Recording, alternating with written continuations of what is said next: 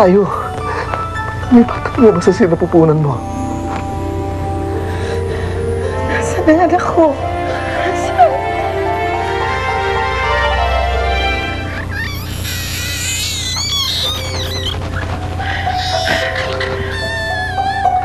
Ilayo mo yan! Ilayo mo yan sa akin! Ilayo mo yan! Ilabas mo yan!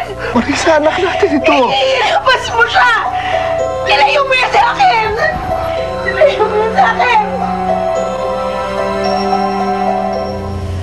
Dahil sa mga duwende yan. Siguradong nagalit sila dahil sa ginawa ng asawa mo.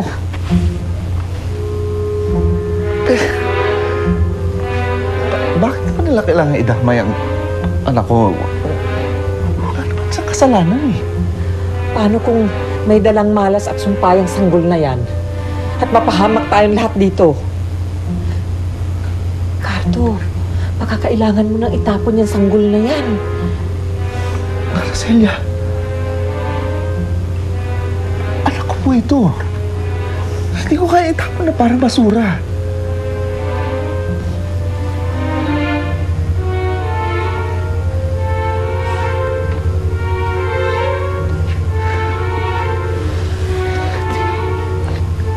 Hindi ko kaya.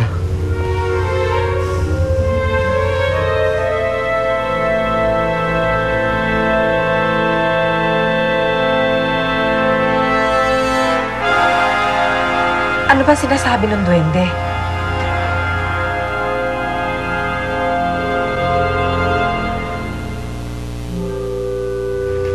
May ibinigay sila sa inyong mag-asawa. Anong ibig niyo sabihin? Hindi ko malaman kung ano ang bagay na ito. Pero sa nakikita ko dito, may ibinigay sa inyo ang mga duwende na kailangang ibalik ninyo ito at ialay sa kanila. Sus Mariosep. Paano ko kung hindi ko namin magagawa yun? Proteksyon. Ay, kailangan ninyo ng proteksyon. Sandali. Saan ko ba ilagay yun?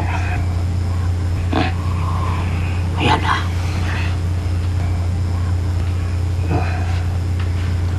Ayan na. Ayan, habang suot-suot niyo yan, hindi kayo magagalaw ng mga duwende.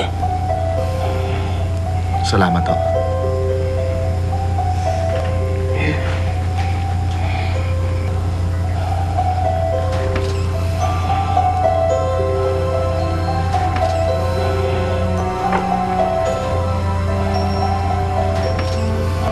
Ang sinasabi nyo, kung ibabalik namin at ialay namin yung binigay nila, hindi na nila kami gagambalain?